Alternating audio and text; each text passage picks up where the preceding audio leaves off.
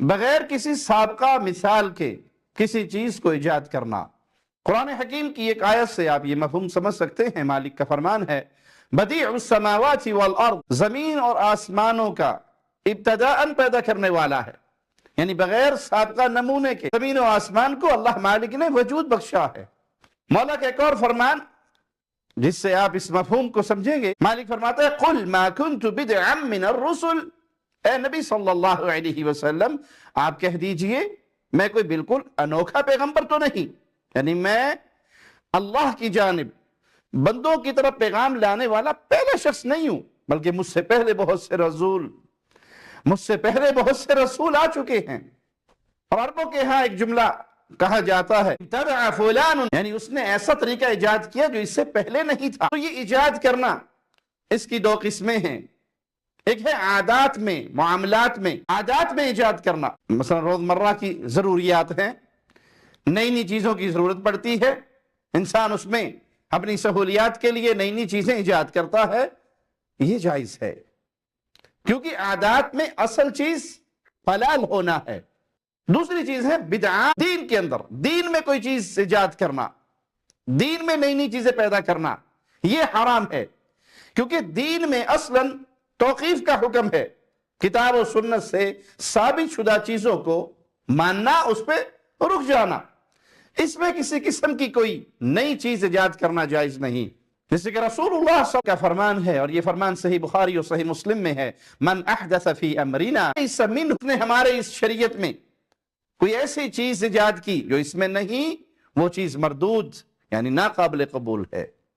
اسی طرح نبی کریم صلی اللہ علیہ وسلم کا فرمان سنیے جو صحیح مسلم میں ہے، امام الانبیاء فرماتے ہیں من عمل عملا لیس علیہ امرنا فہو رد، جس نے کوئی ایسا عمل کیا جو ہماری شریعت کے مطابق نہیں تو وہ مردود ہے۔ دین کے معاملے میں یہ نہیں کہا جائے گا کہ جی یہ کام کرنے تو حرج کیا ہے، حرج یہ ہے کہ اگر یہ دین ہوتا تو امام الانبیاء علیہ السلام عمل کرتے، بیان کرتے، بتا کر جاتے، جب شریعت نے یہ بات نہیں بتائی اور آپ اس کو اپنی طرف سے ایجاد کر رہے ہیں، آپ کی سوچ کے مطابق بھلے یہ اچھا ہے، سب سے بڑا حرج یہ ہے کہ یہ رسول اللہ صلی اللہ علیہ وسلم سے ثابت نہیں، اور شریعت کا معاملہ توقیفی ہے، اسلام کا معاملہ توقیفی ہے، جو کتاب و سنت سے ملے گا اس میں رک جانا ہے، اس سے باہر نہیں نکلنا۔ زندگی کے معاملات ہیں، آپ نے سائیکل ایجاد کی، کچھ عرصے بعد آپ نے موٹر سائیکل ایجاد کر لی، آپ نے گاڑی ایجاد کر لی، آپ نے جہاز ایجاد کر لیے، مختلف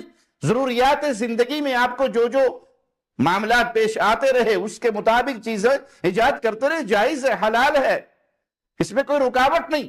لیکن دنیا کے معاملات کو دین کے اوپر پیش کر کے دین میں نئے کام کا اضافہ نہیں ہو سکتا۔ کوئی کہے جی دیکھیں مسجد نبوی میں لائٹنگ نہیں تھی، مسجد نبوی میں اے سی نہیں تھے، مسجد نبوی میں ٹائلنگ نہیں تھی، مسجد نبوی کے اندر قالین نہیں تھے، مسجد نبوی کے اندر، تو بھائی یہ دنیا کی چیزیں ہیں، یہ لائٹنگ، یہ قالین، یہ سنگ مرمر، یہ دنیا کے معاملات ہیں۔ دنیا میں جائز ہے اپنی ضرورت کے مطابق آپ جو چیز بھی ایجاد کریں اپنے فائدے کے لیے، شریعت توقیفی ہے، اللہ کی طرف سے نازل شدہ، بس اس میں نہ کمی ہوگی نہ اضافہ ہوگا۔ دین میں دو طرح کی بدعات ہیں، پہلی قولی اور اعتقادی بدعت، یعنی ایسی بدعت جس کا تعلق قول اور اعتقاد سے ہے، جیسے گمراہ فرقوں میں جہمیہ ہے، معتزلہ ہے، رافضہ ہے، اور باقی گمراہ فرقے، ان کے اقوال اور ان کے اعتقادات۔ دوسری قسم ہے عبادات میں بدعت، یعنی عبادات کے اندر نئی چیزیں ایجاد کرنا، اللہ تعالیٰ کی عبادت کسی غیر مشروع طریقے سے کر۔ عبادات میں بدعت اس کی بھی چند اقسام ہیں۔ پہلی قسم یہ ہے کہ وہ بدعت جو اصل عبادت میں ہو، یعنی بذات خود وہ عبادت ہی بدعت ہو، کوئی ایسی عبادت ایجاد کر لی جائے جس کی شریعت کے اندر کوئی اصل و بنیاد نہیں، جیسے لوگوں نے مختلف نمازیں ایجاد کی ہوئی ہے، یہ نماز غوثیہ ہے اور یہ نماز فلاں ہے اور یہ نماز فلاں ہے، غیر مشروع نماز، غیر مشروع روزہ، غیر مشروع عید۔ شریعت نے آپ کو 2 عیدیں دی، آپ نے تیسری عید گھڑ لی۔ شریعت نے آپ کو جو نمازیں دی، آپ نے اس کے مقابلے پر کوئی اور نماز تلاش لی۔ شریعت نے جو آپ کو روزے دیے، جن روزوں کے ذریعے اللہ کا قرب حاصل ہوتا ہے، آپ نے اپنی طرف سے کوئی روزہ ایجاد کر لیا۔ اس طرح کی بہت سی مثالیں، یہ وہ ہیں جو اصل عبادت میں، یعنی وہ عبادت بذات خود ہی بدعت ہے۔ اور دوسری قسم وہ بدعت جو مشروع عبادت میں اضافے کی شکل میں ہو، اس کی مثال یوں سمجھ لیں، ظہر کی نماز، عصر کی نماز 4 رکعت ہے، کوئی 5ویں رکعت کا اضافہ کر لے۔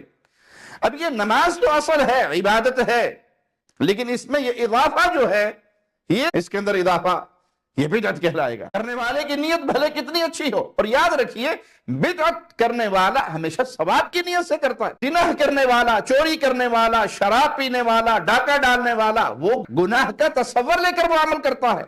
اسی لیے گناہگار کو توبہ کی توفیق مل جاتی ہے، اور بدعتی کو توبہ کی توفیق بہت کم ہوتی ہے۔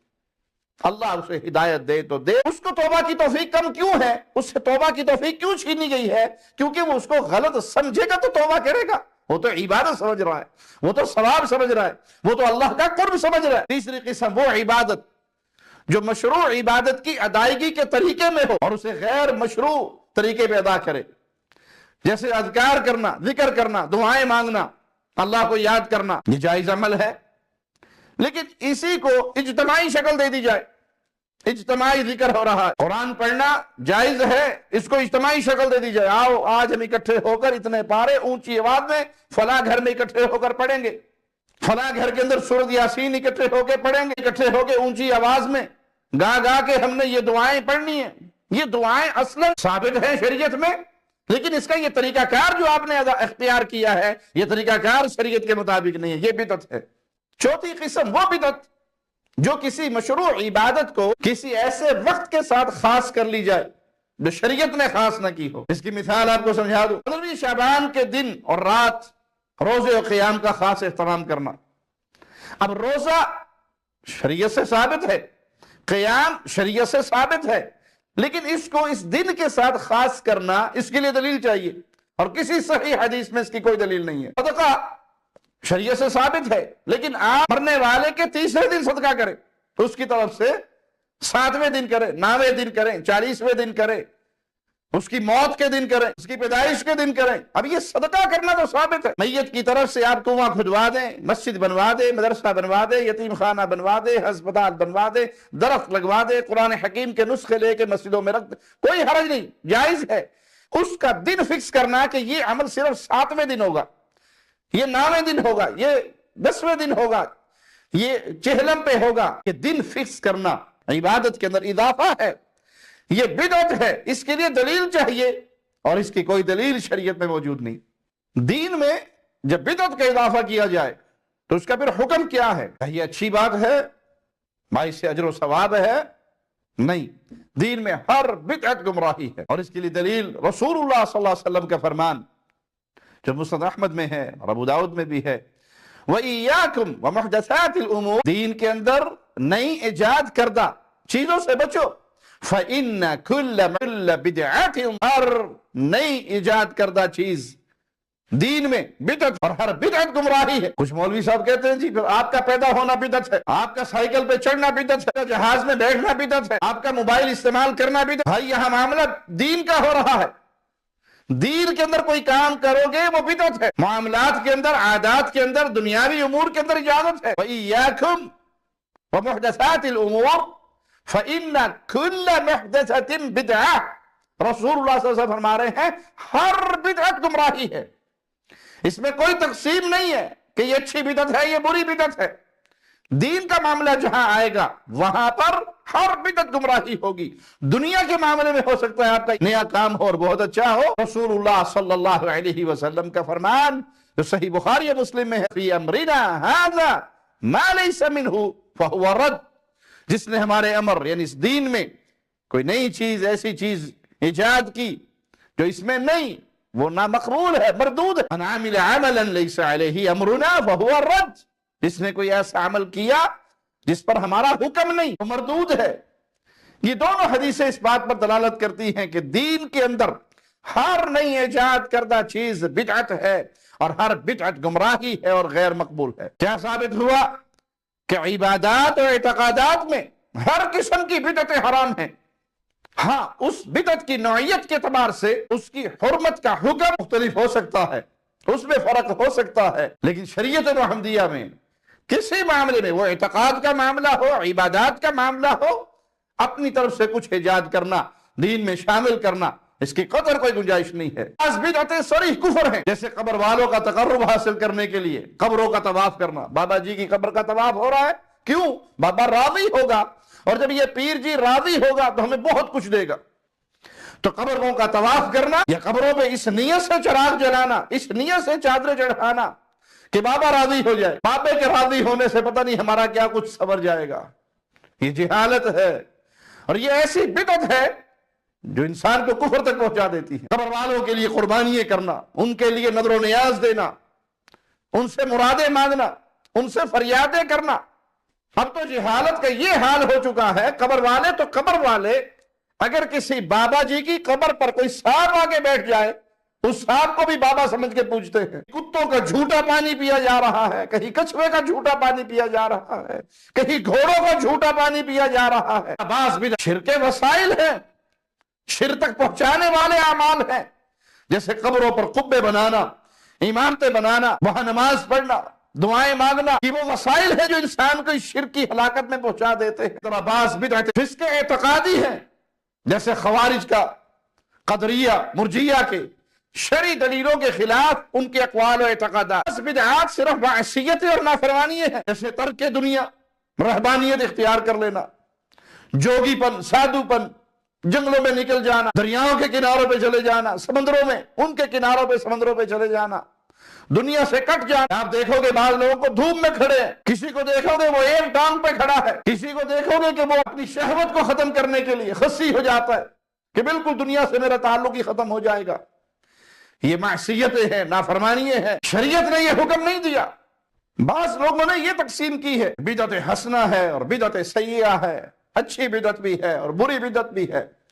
یہ تقسیم کرنے والے غلطی پر ہیں، کیونکہ رسول اللہ صلی اللہ علیہ وسلم کا فرمان بڑا واضح دو ٹوک ہے، فَلَانَ، ہر بدعت گمراہی۔ اب جو یہ کہے کہ نہیں، بدعت اچھی بھی ہو سکتی ہے اور بری بھی، بدعت حسنہ بھی ہے اور سیئہ بھی ہے۔ بدعت کی دو قسمیں کر دی شرعاً، تو رسول اللہ صلی اللہ علیہ وسلم کے اس فرمان کی آپ نے مخالفت کی کہ آپ فرما رہے ہیں فَإِنَّ كُلَّ بِدْعَةٍ ضَلَالَةٍ، ہر بدعت گمراہی۔ آپ صلی اللہ علیہ وسلم نے تمام بدعات پر گمراہی کا حکم لگایا، اور آپ نے کہا کہ نہیں، کچھ گمراہی ہے اور کچھ اچھی ہے۔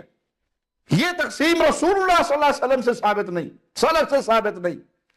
حافظ ابن رجب رحمہ اللہ اپنی کتاب شرح 40 میں فرماتے ہیں کہ آپ کا فرمان فَإِنَّ كُلَّ بِدْعَةٍ ضَلَالَةٍ جوامع الکلم ہے، جامع ترین کلمات میں سے ہے، جس سے کوئی بدعت خارج نہیں ہو سکتی، اور یہ دین کے اصولوں میں سے ایک عظیم اصول ہے، اور آپ صلی اللہ علیہ وسلم کے اس فرمان کے مشابہ ہے کہ من احدث فی امرنا ھذا، جس نے ہمارے اس امر میں کوئی ایسی چیز ایجاد کی جو اس میں سے نہیں، وہ مردود ہے۔ لہذا کسی نے کوئی ایسی چیز ایجاد کی اور اسے دین کی طرف منسوب کیا، حالانکہ دین میں اس کی کوئی اصل و بنیاد نہیں، جو اس کا مرجع ہو تو وہ گمراہی ہے، اور دین اس سے بری ذمہ ہے، چاہے اس کا تعلق اعتقادی مسائل سے ہو یا ظاہری و باطنی اعمال یا اقوال سے ہو۔ حسنہ کے قائلین، ان کے پاس سیدنا عمر بن خطاب رضی اللہ عنہ وارضاہ کے صلاۃ التراویح کے بارے میں ان کا قول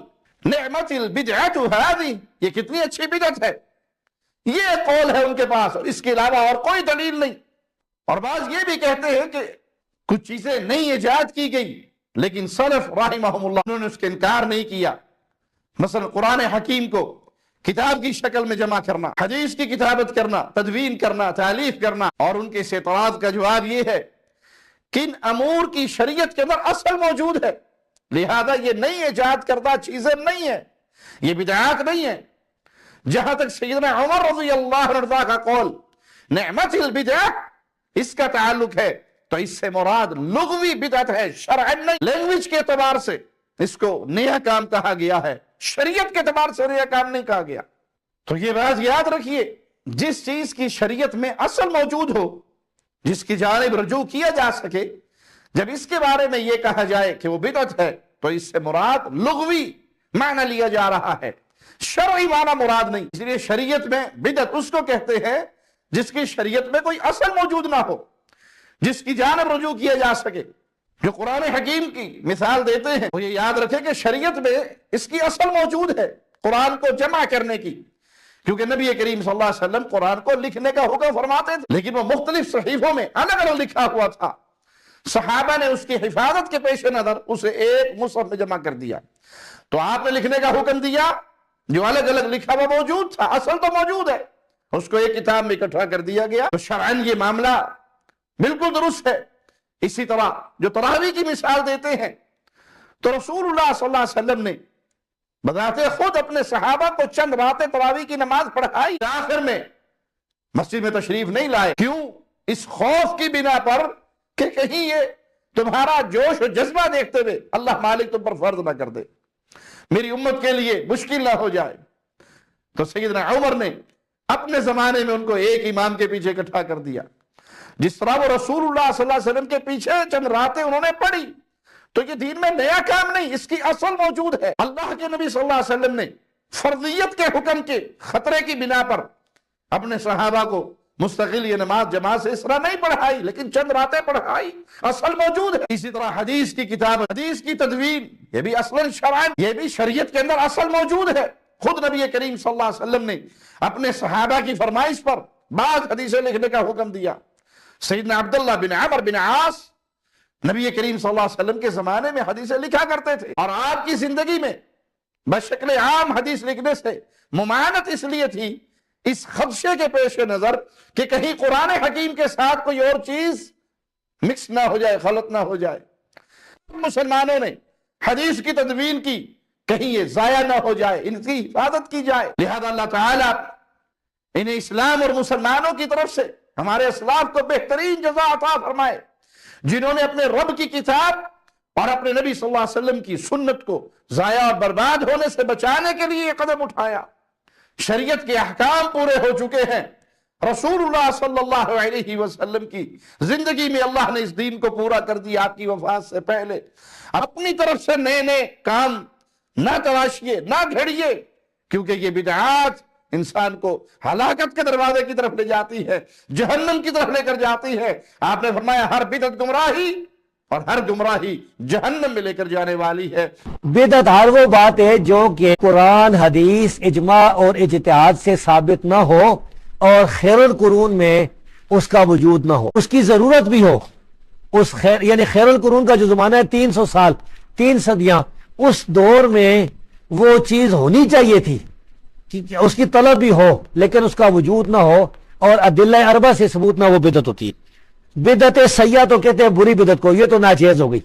بدعت حسنہ کا مطلب ہوتا ہے اچھی بدعت۔ اگر کوئی آدمی کسی سنت کو بدعت کہتا ہے، رسول اللہ صلی اللہ علیہ وسلم کی سنت ہے، اور کہتا ہے یہ اچھی بدعت ہے، تو یہ ہم کہہ سکتے ہیں کہ یہ جائز ہوگا۔ جس طرح سیدنا عمر رضی اللہ تعالیٰ عنہ نے تراویح کی جماعت کو بدعت حسنہ، نعمت البدع کہا، اچھی بدعت کہا تھا، لیکن وہ بدعت نہیں تھی، وہ سنت تھی۔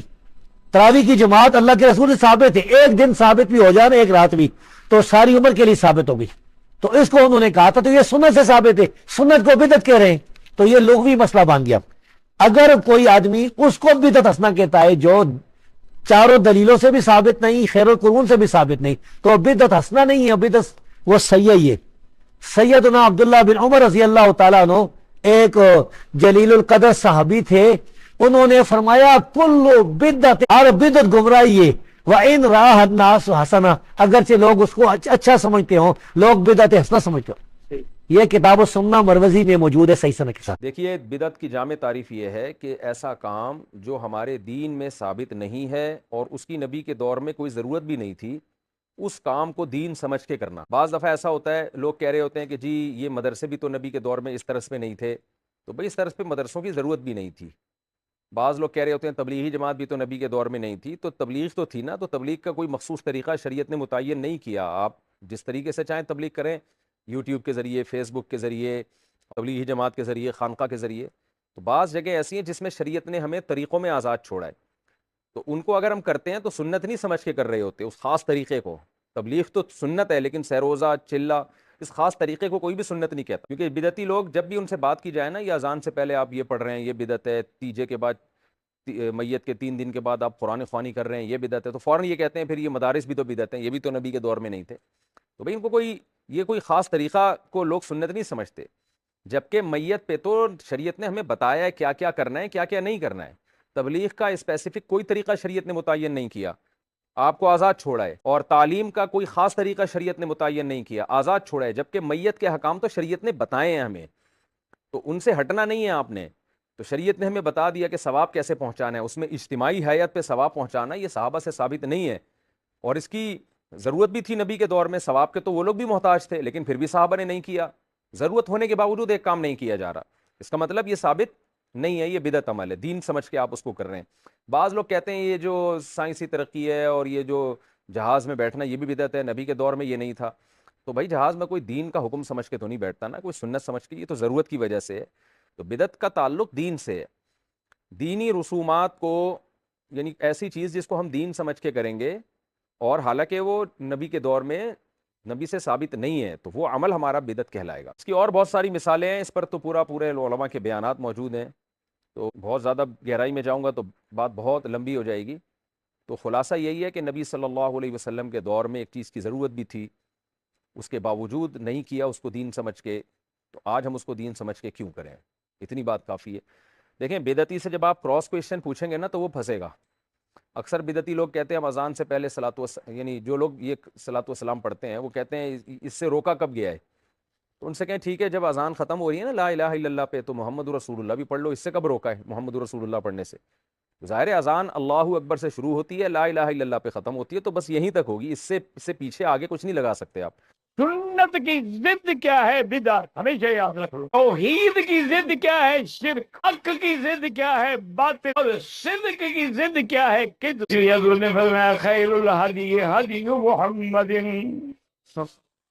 صلی اللہ علیہ وسلم، امور محدثاتها، میں سب سے بہتر رستہ وہ ہے جو میرے مدنی کا رستہ ہے، اور سب سے شر رستہ وہ ہے جو دین میں نئی نئی باتیں نکالی جائیں۔ کل محدث، ہر نئی چیز جو دین میں نکالی جائے وہ بدعت ہے۔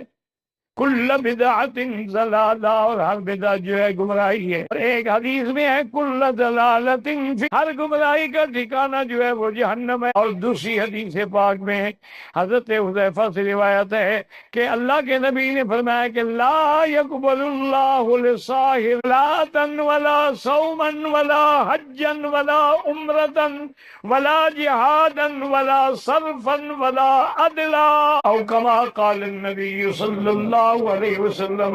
حضور نے فرمایا اللہ بدعتی کی نہ نماز قبول ہوگی، نہ روزہ قبول ہوگا، نہ حج قبول ہوگا، نہ عمرہ قبول ہوگا، نہ فرض قبول ہوگا، نہ نفل عبادت قبول ہوگی۔ اور یہ بھی یاد رکھیں آج کل پھر لوگوں کو دھوکہ دینے کے لیے کہتے ہیں او جی چھوڑو یہ گھڑی پہنے ہوئے ہیں، حضور نے گھڑی پہنی ہے، یہ رومال باندھتے ہیں، حضور نے ایسا رومال باندھا ہے، یہ جو لمبا کرتا پہنی حضور نے ایسا لمبا توپ پہنا ہے، پھر یہ بھی تو بدعت ہے۔ یہ دھوکے دینے کے لیے ہے، یہ تو دنیاوی معاملات ہیں۔ بدعت وہ ہے جو دین میں گھڑی جائے۔ میں تو حضور نے ہمیں بتلا دیا ہے کہ حلال کھاؤ حرام نہ کھاؤ، یہ بھی بتلا دیا ہے کہ ہر قسم کا کپڑا پہنو ریشم نہ پہنو، یہ حلال ہے اور یہ حرام ہے۔